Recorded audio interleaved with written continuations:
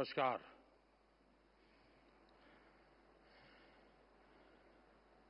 ITV network के founder और संसद में मेरे साथी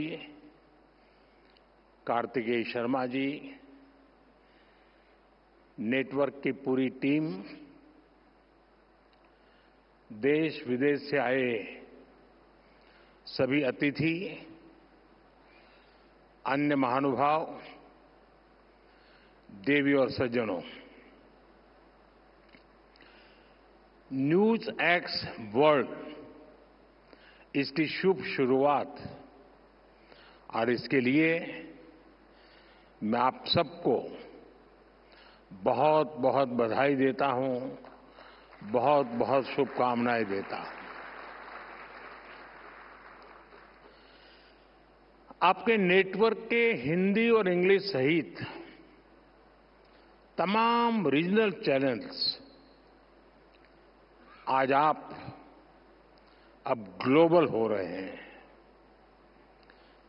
और आज कई फेलोशिप्स और स्कॉलरशिप की भी शुरुआत हुई है। मैं इन कार्यक्रमों के लिए आप सभी को बहुत बहुत शुभकामनाएं देता हूं। साथियों, मैं पहले भी मीडिया के इस तरह के कार्यक्रमों में जाता रहा हूं, लेकिन आज मुझे लग रहा है कि आपने एक नया ट्रेंड सेट किया है।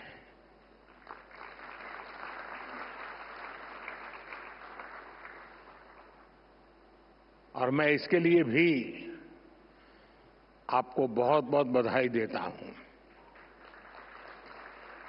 हमारे देश में मीडिया के इस तरह के इवेंट्स होते रहते हैं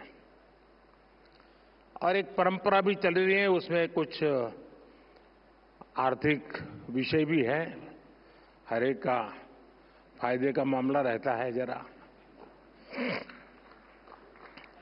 लेकिन आपके नेटवर्क ने इसे एक नया डायमेंशन दिया है। आपने लीक से हटकर एक नए मॉडल पर काम किया है।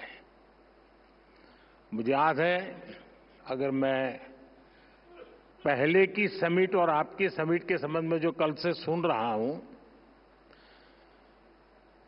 पहले जो समिट अलग अलग मीडिया हाउस ने किए हैं वो नेता सेंट्रिक रही है। मुझे खुशी है ये नीति सेंट्रिक है।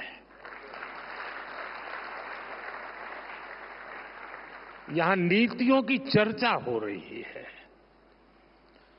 ज्यादातर इवेंट जो हुए हैं वे बीते हुए कल के आधार पर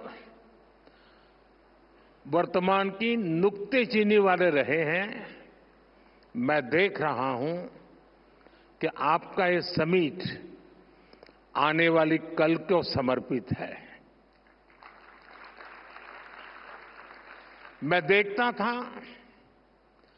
कि पहले जितने भी ऐसे कार्यक्रमों को मैंने दूर से देखा या खुद हुआ गया, वहां विवाद का महत्व ज्यादा था, यहां संवाद का महत्व ज्यादा है। और मुझे पक्का विश्वास है। और दूसरा, जितने भी मैं इवेंट्स में गया हूं, एक छोटे से कमरे में होते हैं और अपने अपने लोग होते हैं। यहां इतने विशाल समारोह को देखना, और वो भी एक मीडिया हाउस के समारोह को, और जीवन के सभी क्षेत्रों को स्पर्श किए हुए लोग यहां होना, ये अपने आप में बहुत बड़ी बात है।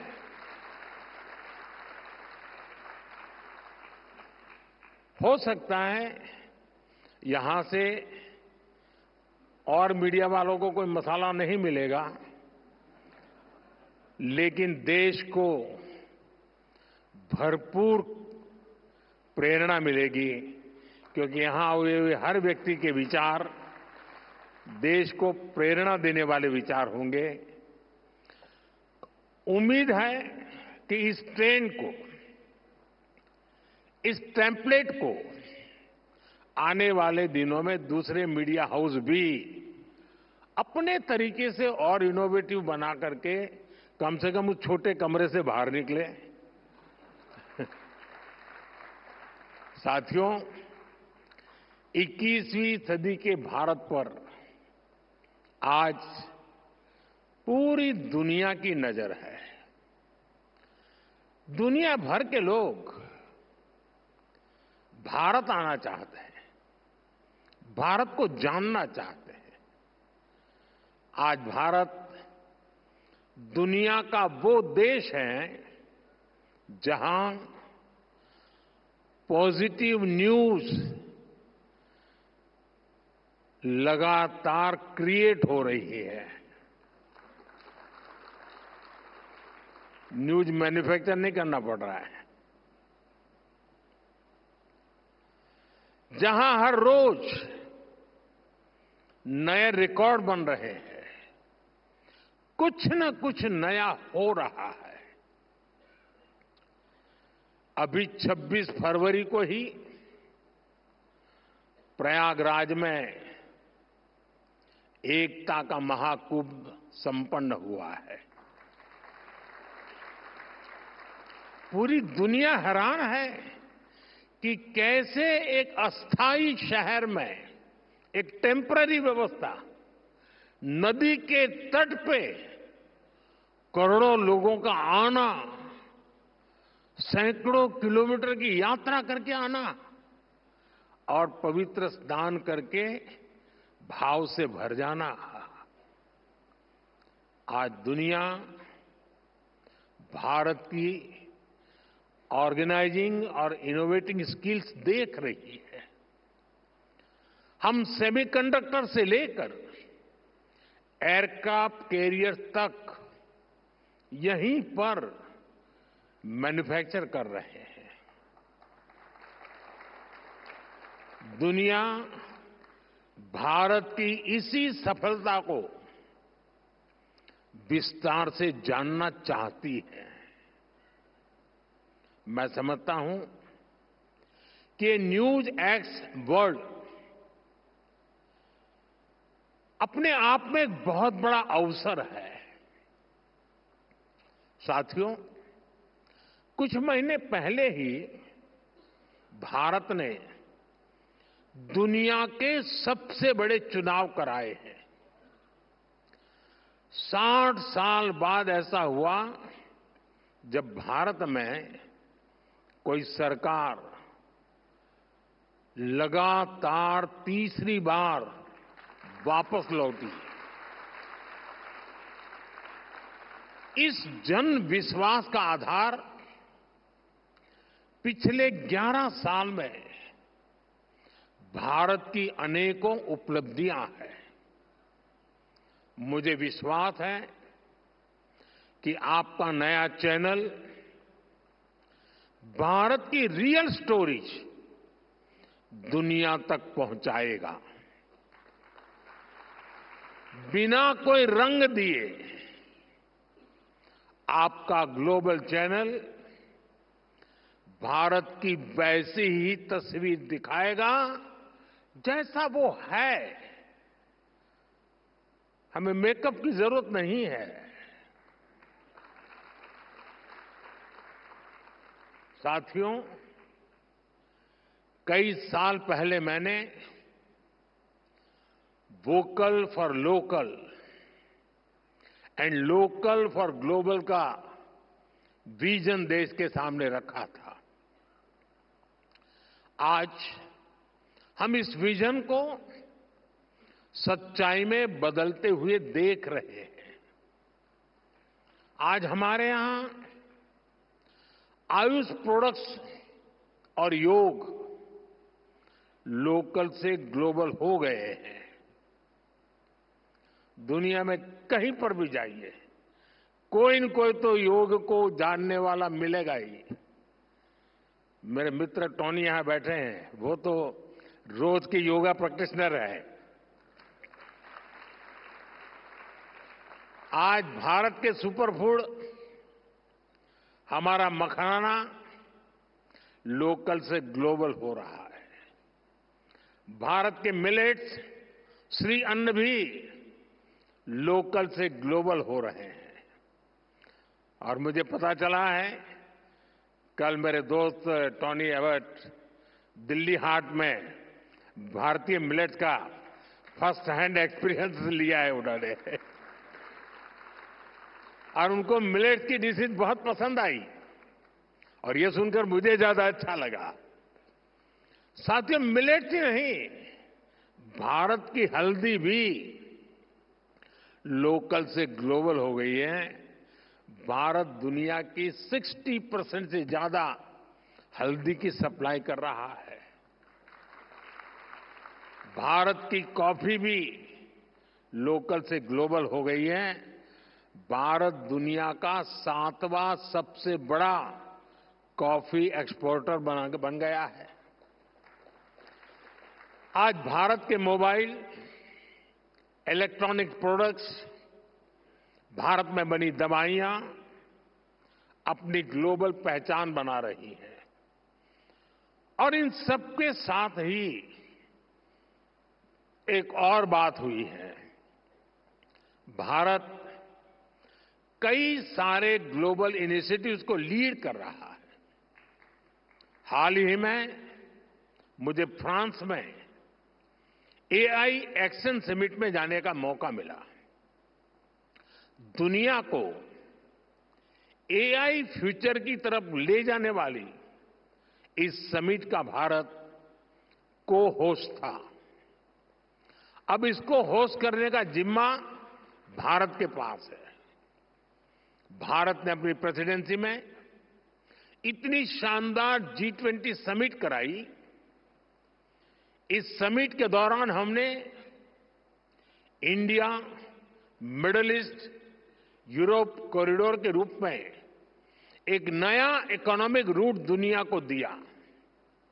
भारत ने ग्लोबल साउथ को भी एक बुलंद आवाज दी। हमने आइलैंड नेशंस को, उनके हितों को अपनी प्रायोरिटी से जोड़ा है। क्लाइमेट क्राइसिस से डील करने के लिए भारत ने मिशन लाइफ का विजन दुनिया को दिया है। इसी तरह international solar alliance, coalition for disaster resilient infrastructure, ऐसे अनेक इनिशिएटिव्स हैं जिनको भारत ग्लोबली लीड कर रहा है। और मुझे खुशी है कि आज जब भारत के अनेक ब्रांड ग्लोबल हो रहे हैं तो भारत का मीडिया भी ग्लोबल हो रहा है। इसी ग्लोबल अपॉर्चुनिटी को समझ रहा है। साथियों, दशकों तक दुनिया भारत को अपना बैक ऑफिस कहती थी, लेकिन आज Bharat new factory of the world बन रहा है।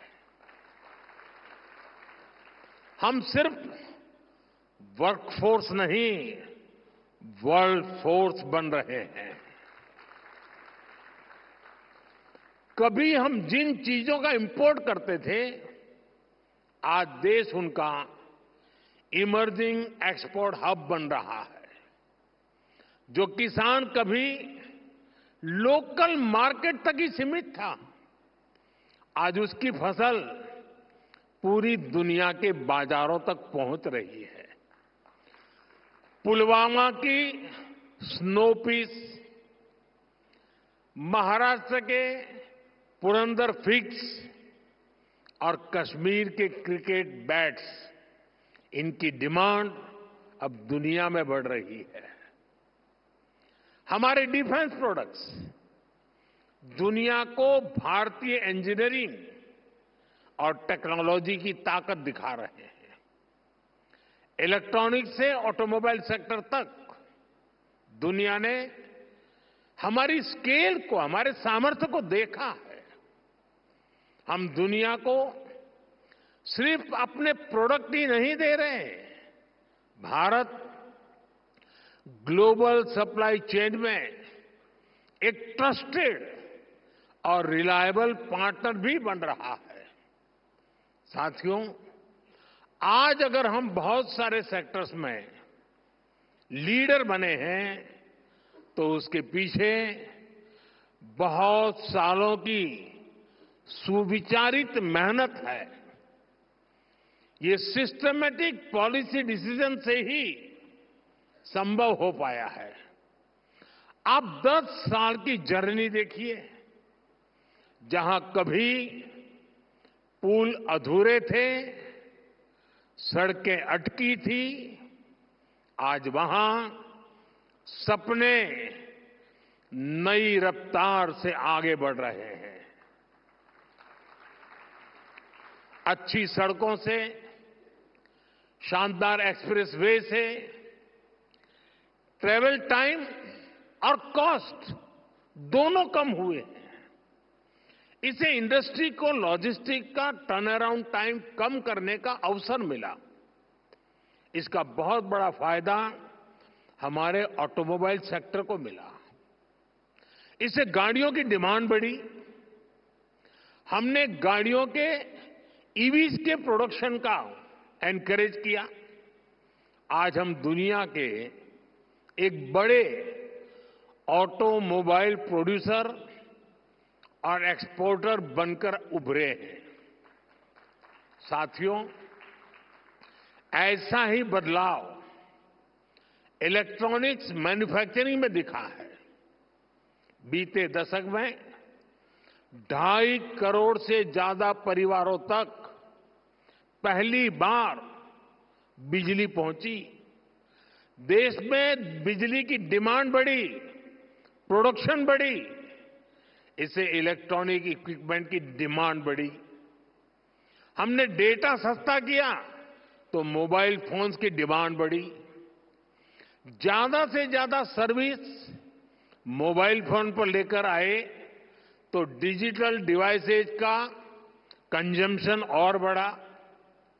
इस डिमांड को अपॉर्चुनिटी में बदलकर हमने पीएलआई स्कीम जैसे प्रोग्राम शुरू किए। आज देखिए, भारत एक मेजर इलेक्ट्रॉनिक्स एक्सपोर्टर बन चुका है। साथियों, आज भारत बहुत बड़े टारगेट्स रख पा रहा है, उनको अचीव कर रहा है। तो इसके मूल में एक खास मंत्र है। ये मंत्र है मिनिमम गवर्नमेंट, मैक्सिमम गवर्नेंस। ये एफिशिएंट और इफेक्टिव गवर्नेंस का मंत्र है। यानी न सरकार का दखल, न सरकार का दबाव। मैं आपको एक दिलचस्प उदाहरण देता हूं। बीते एक दशक में हमने करीब 1,500 ऐसे कानूनों को खत्म किया है जो अपना महत्व खो चुके थे। 1,500 कानून खत्म करना बहुत बड़ी बात है। इनमें से बहुत सारे कानून अंग्रेजी शासन के दौरान बने थे। अब मैं कुछ आपको आश्चर्य होगा सुनकर के, एक कानून था ड्रामेटिक परफॉर्मेंस एक्ट। ये कानून अंग्रेजों ने 150 साल पहले बनाया था। तब अंग्रेज चाहते थे कि ड्रामा और थिएटर का उपयोग तब की सरकार के खिलाफ ना हो। इस कानून में प्रावधान था कि अगर पब्लिक प्लेस में 10 लोग डांस करते मिल जाएं तो उन्हें गिरफ्तार किया जा सकता है। और ये कानून देश आजाद होने के बाद 75 साल तक चलता रहा है। यानी शादी के दौरान बारात भी निकले और 10 लोग डांस कर रहे हो तो दूल्हा सहित पुलिस उनको अरेस्ट कर सकती थी। ये कानून आजादी के 70-75 साल बाद तक चलने में था। ये कानून हमारी सरकार ने हटाया। अब चलो भाई, 70 साल तक ये कानून हमने झेला। मुझे उस समय की सरकार, उन नेताओं से कुछ कहना नहीं है, यहां बैठे भी हैं, लेकिन मुझे ज्यादा तो ये लुटियन जमात पर आश्चर्य होता है, एक खान मार्केट गैंग पर आश्चर्य हो रहा है। ये लोग 75 साल तक ऐसे कानून पर चुप क्यों थे? ये जो आए दिन कोर्ट जाते रहते हैं, पीआईएल के ठेकेदार बने फिरते हैं, ये लोग क्यों चुप थे? तब उनको लिबर्टी ध्यान नहीं आती थी क्या? अगर आज कोई सोचे मोदी ऐसा कानून बनाता तो क्या होता?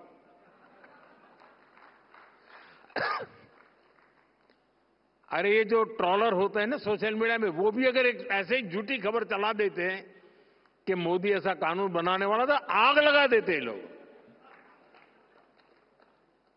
मोदी के बाल नोच लेते। साथियों, ये हमारी सरकार है जिसने गुलामी के कालखंड के इस कानून को खत्म किया। मैं एक और उदाहरण देता हूं, बैम्बू का। बैम्बू हमारे आदिवासी क्षेत्र में, खास करके ट्राइबल एरियाज की और खास करके नॉर्थ ईस्ट की तो लाइफलाइन है। लेकिन पहले बांस काटने पर भी आपको जेल भेज दिया जाता था, बांस काटने पर।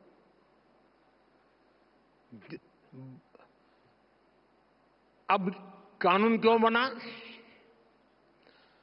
अब मुझे कोई भी, मैं आपसे पूछूं भाई, मैं अगर आपको पूछूं कि बांस ये वृक्ष है, ट्री है क्या? कोई मानेगा क्या ये ट्री है?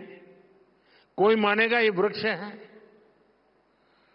आपको आश्चर्य होगा, आजादी के 70 साल के बाद भी मेरे देश की सरकार ये मानती थी कि बाम्बू ये पेड़ है, वृक्ष है, और इसलिए वृक्ष काटने से जैसे मनाई थी, वैसी बाम्बू काटने से बढ़ाई थी। हमारे देश में एक कानून था जो बांस को ट्री मानता था, और सारे ट्री के कानून इस पर लगते थे। इसको काटना मुश्किल था। हमारे पहले के शासकों को समझ ही नहीं आया कि बांस पेड़ नहीं है।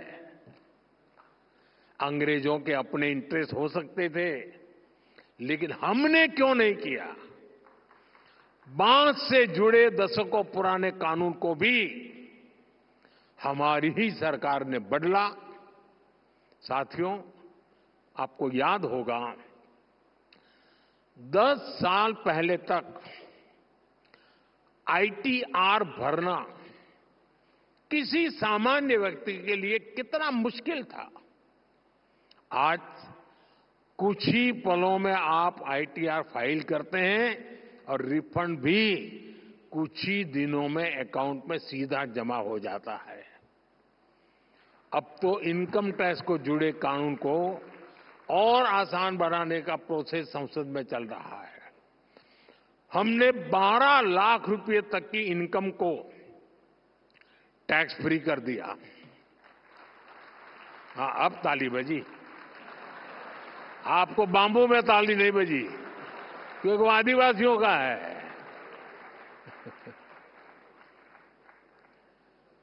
और इससे खास करके जो मीडिया कर्मी है, आप जैसे सैलरीड क्लास को बहुत ज्यादा फायदा होने वाला है। जो युवा अभी पहली दूसरी नौकरी कर रहे हैं, उनके एस्पिरेशन भी अलग होती है, उनके खर्चे भी अलग होते हैं। वो अपनी एस्पिरेशंस पूरी करें, उनकी सेविंग्स बढ़े, इसमें बजट ने बहुत मदद की है।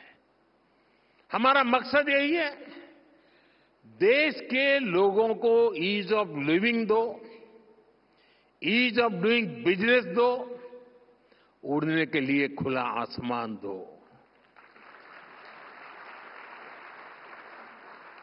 आज देखिए,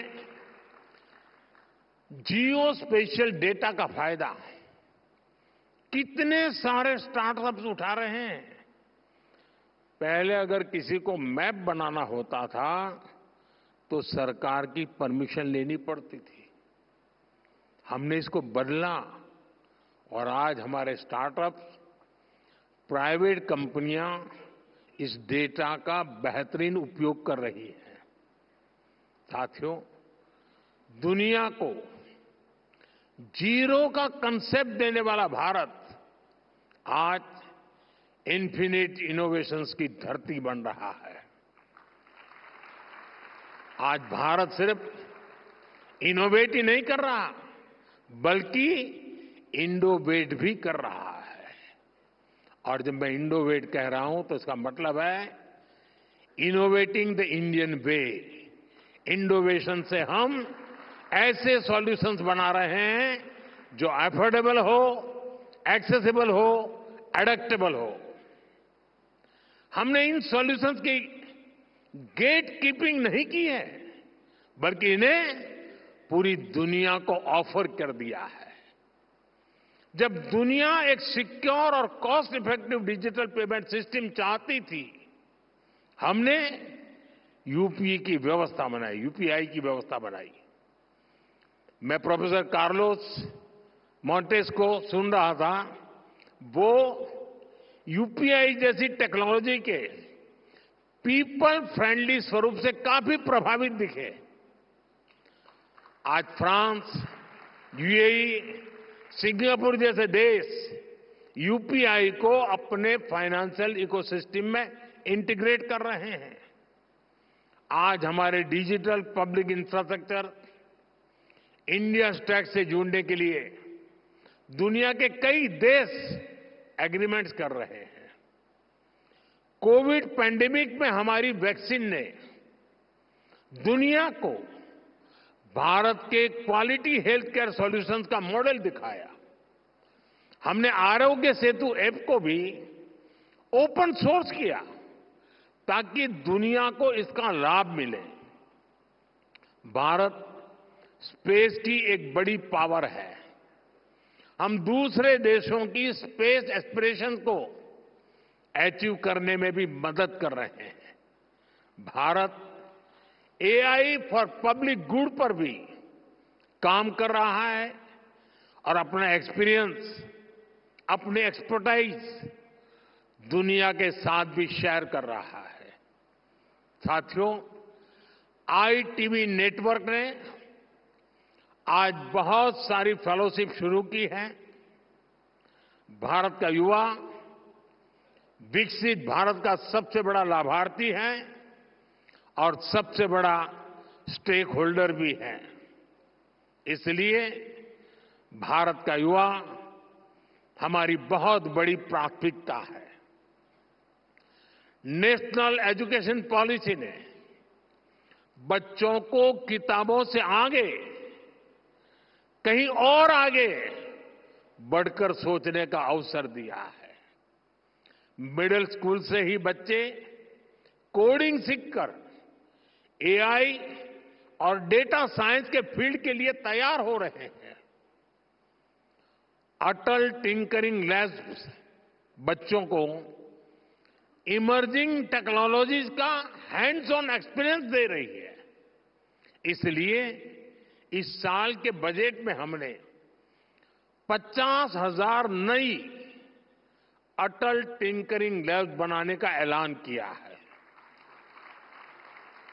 साथियों, न्यूज की दुनिया में आप लोग अलग अलग एजेंसियों का सब्सक्रिप्शन लेते हैं, इससे आप लोगों को बेहतर न्यूज कवरेज में मदद मिलती है। ऐसे ही रिसर्च की फील्ड में स्टूडेंट्स को ज्यादा से ज्यादा इंफॉर्मेशन सोर्स की जरूरत होती है। इसके लिए पहले उन्हें महंगे दामों पर अलग अलग जर्नल्स सब्सक्रिप्शन लेने होते थे, खुद को पैसे खर्च करने पड़ते थे। हमारी सरकार ने सभी रिसर्चर्स को इस चिंता से भी मुक्त कर दिया है। हम वन नेशन वन सब्सक्रिप्शन लाए हैं। इससे देश के हर रिसर्चर को दुनिया के जाने माने जर्नल्स की फ्री एक्सेस मिलनी तय है। इस पर सरकार 6,000 करोड़ रुपए से ज्यादा खर्च करने जा रही है। हमें इंश्योर कर रहे हैं कि हर स्टूडेंट्स को अच्छी से अच्छी रिसर्च फैसिलिटीज मिले, चाहे स्पेस एक्सप्लोरेशन हो, बायोटेक रिसर्च हो या एआई हो। हमारे बच्चे फ्यूचर लीडर्स बनकर उभर रहे हैं। डॉक्टर ब्रायन ग्रीन ने आईआईटी के स्टूडेंट से मुलाकात की है और एस्ट्रोनॉट माइक मैसिमिनो सेंट्रल स्कूल के स्टूडेंट से मिलने गए थे और जैसा उन्होंने बताया है, उनके एक्सपीरियंस वाकई शानदार रहे हैं। वो दिन दूर नहीं जब भविष्य का कोई बहुत बड़ा इनोवेशन भारत के किसी छोटे से स्कूल से निकलेगा। साथियों, भारत का परचम हर वैश्विक मंच पर लहराए, यही हमारी आकांक्षा, यही हमारी दिशा है। साथियों, ये छोटा सोचने और छोटे कदम लेने का समय ही नहीं है। मुझे खुशी है कि एक मीडिया संस्थान के रूप में आपने भी इस भावना को समझा है। आप देखिए, 10 साल पहले तक आप सोचते थे कि कैसे देश के अलग अलग राज्यों तक पहुंचे, आपका मीडिया हाउस पहुंचे। आज आपने भी ग्लोबल होने का साहस जुटाया है। यही प्रेरणा, यही प्राण आज हर नागरिक का, हर एंटरप्रेन्योर का होना चाहिए। मेरा तो सपना है दुनिया के हर बाजार में, हर ड्राइंग रूम में, हर डाइनिंग टेबल पर कोई न कोई भारतीय ब्रांड मौजूद हो। मेड इन इंडिया दुनिया का मंत्र बने। कोई बीमार हो तो वो हील इन इंडिया के बारे में पहले सोचे। किसी को शादी करनी हो तो मेड इन इंडिया पर पहले विचार करे। किसी को घूमना फिरना हो तो लिस्ट में सबसे ऊपर भारत को रखे। कोई कॉन्फ्रेंस करना चाहे, एग्जीबिशन लगाना चाहे तो सबसे पहले भारत आए। कोई कंसर्ट कराना चाहे तो सबसे पहले भारत को चुने। ये ताकत, ये पॉजिटिव एटीट्यूड हमें खुद में पैदा करना है। इसमें आपके नेटवर्क की, आपके चैनल की बड़ी भूमिका होगी। संभावनाएं अनंत है जब हमें अपने साहस और संकल्प से इन्हें हकीकत में बदलना है। साथियों, भारत अगले 25 वर्षों में विकसित भारत बनने का संकल्प लेकर आगे बढ़ रहा है। आप भी एक मीडिया हाउस के रूप में खुद को वर्ल्ड स्टेज पर लेकर आए, ऐसा संकल्प लेकर के आगे बढ़े। मैं मानता हूं कि आप इसमें जरूर सफल होंगे। आईटीवी नेटवर्क की पूरी टीम को मैं फिर एक बार ढेर सारी शुभकामनाएं देता हूं और देश और दुनिया से जो पार्टिसिपेंट्स आए हैं, मैं उनका भी अभिनंदन करता हूं। उनके विचारों ने जरूर एक सकारात्मक सोच को बल दिया है। मैं इसके लिए भी, क्योंकि भारत का गौरव बढ़ता है तो हर भारतीय को आनंद होता है, गर्व होता है, और इसके लिए मैं उन सब का भी बहुत बहुत धन्यवाद करता हूं। नमस्कारम।